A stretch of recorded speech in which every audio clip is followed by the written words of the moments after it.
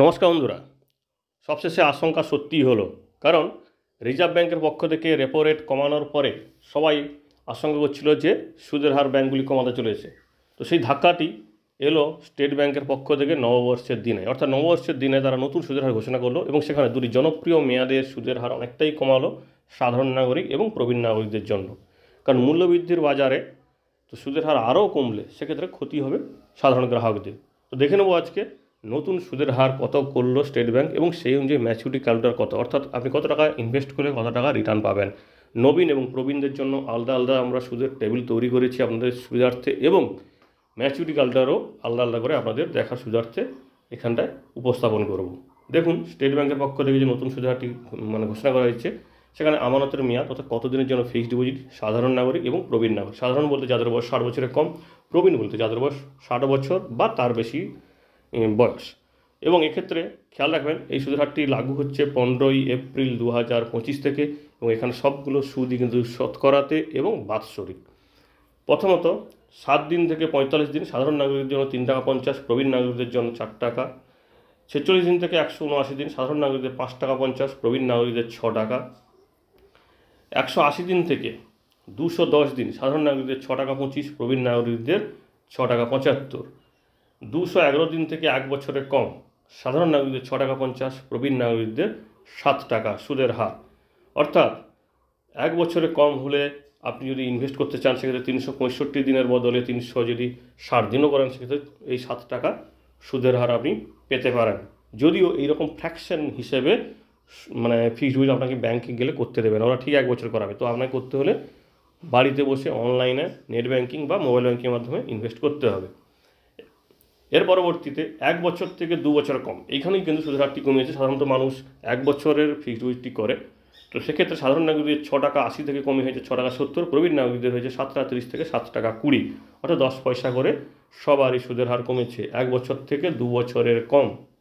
একইভাবে আরেকটি মেয়াদ 2 বছর থেকে 3 বছরের কম সাধারণ নাগরিকদের 7 টাকা থেকে কমে হয়েছে 6 টাকা 90, এবং প্রবীণ নাগরিকদের 7.5 টাকা থেকে কমে হয়েছে 7 টাকা 40। এখানেও কিন্তু 10 পয়সা সুদের হার কমিয়েছে, অর্থাৎ এই দুটি মেয়াদে সুদের হার অনেকটাই কমিয়েছে। সাধারণ মানুষ যাদের ছোট প্ল্যানিং থাকে, কম দিনে প্ল্যানিং, তারা কিন্তু এই 1 বছর বা 2 বছর বা 3 বছরের ইনভেস্টমেন্টগুলো করে থাকে, তো তাদের জন্য কিন্তু এটা একটা বড় ধাক্কা।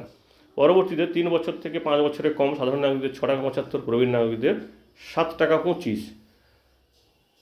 5 বছরের কম হলে কিন্তু 7 টাকা 25, কিন্তু 5 বছর হয়ে গেলে দেখুন এখানটায় 5 বছর থেকে 10 বছর গেলে সাধারণ নাগরিকদের 6 টাকা 50, প্রবীণ নাগরিকদের 7 টাকা 50। এখানে একটা বিষয় খেয়াল রাখবেন, 5 বছর যদি ফিক্সড ডিপোজিটটি করেন সেক্ষেত্রে সাধারণ নাগরিকদের 25 পয়সা কম সুদ পাবেন, কিন্তু প্রবীণ নাগরিকদের জন্য 25 পয়সা বেশি পাবেন। কারণ এরা এখানটায় এসবিআই উইকেয়ারের সূত্রটা যুক্ত করে দিয়েছে, এর ফলে কিন্তু এখানে 25 পয়সার একটা বড় ডিফারেন্স তৈরি হচ্ছে। সাধারণ নাগরিক যদি 5 বছরে করে সেক্ষেত্রে 25 পয়সা কম পাবেন, 5 বছরে কম করলে যেখানে 6 টাকা 75 পাচ্ছেন সেখানটা 6 টাকা 50 পাবেন। একইভাবে প্রবীণ নাগরিক যদি 5 বছরে কম করেন 7 টাকা 25 পাবেন, কিন্তু 5 বছরে করলে 7 টাকা 50 করবে। অর্থাৎ এখানটায় এই 50 পয়সার এই যে পার্থক্যটা, এটা কিন্তু এসবিআই উইকেয়ারের জন্য। তো এখানে আরেকটা বিষয় বলার, আপনার যদি ফিক্সড ডিপোজিট বা রেকারিং ডিপোজিট থাকে তাহলে অবশ্যই 15G এবং 15H ফর্ম পূরণ করবেন। নতুন আয়কর আইন অনুযায়ী কিন্তু এটা ছাড় পেতে পারেন, এবং নতুন আয়কর আইনে আপনি যদি সাধারণ নাগরিক হয়ে থাকেন তাহলে 50,000 টাকা পর্যন্ত সুদে কোনো টিডিএস বা ইনকাম ট্যাক্স দিতে হবে না, আর প্রবীণ নাগরিক হলে আপনি 1 লক্ষ টাকা পর্যন্ত সুদে ছাড় পাবেন ইনকাম ট্যাক্স বা টিডিএসের উপর। তো এটা অবশ্যই খেয়াল রাখবেন, এই 1 লক্ষ টাকা ছাড় পেতে হলে আপনার 15G এবং 15H ফর্ম পূরণ করতে হবে। এবার একটু ম্যাচুরিটি ক্যালকুলেটর 1 লক্ষ টাকার উপর আপনাদের সামনে আমরা তুলে ধরেছি, কারণ 1 লক্ষ টাকাতে বোঝাতেও সুবিধা হবে এবং একটা স্যাম্পল হিসাবে আমাদেরও কিন্তু উপস্থাপন করতে সুবিধা হবে। দেখুন 1 লক্ষ টাকা যদি 1 বছরের জন্য ইনভেস্ট করেন সাধারণ নাগরিক পাবেন 1,06,870 টাকা, আর ওই 1 লক্ষ টাকা 1 বছরে প্রবীণ নাগরিক পাবেন 60 বছর বা তার বেশি বয়সীরা 1,07,396 টাকা।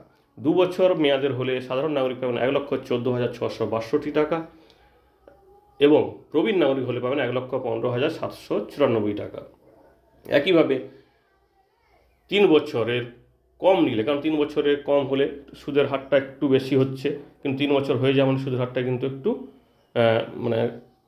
কম হয়ে যাচ্ছে। তো সেক্ষেত্রে এই জন্য আমরা 35 মাসের হিসাবটা দেখাচ্ছি, সেটা আপনার টেবিলটা আরেকবার দেখলেই বুঝতে পারবেন যে কেন পার্থক্য হচ্ছে। তো 3 বছরে কম নিলে, অর্থাৎ 36 মাসের বদলে 35 মাসের করলে আপনি পাবেন 1 লক্ষ টাকাতে 1,22,434 টাকা। কারণ 3 বছর করলে আপনি এখানটায় প্রায় 20 পয়সার কাছাকাছি পার্থক্য পাবেন।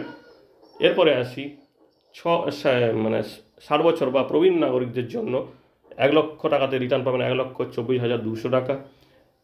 5 বছর মেয়াদের করলে সাধারণ নাগরিক পাবেন 1,38,042 টাকা।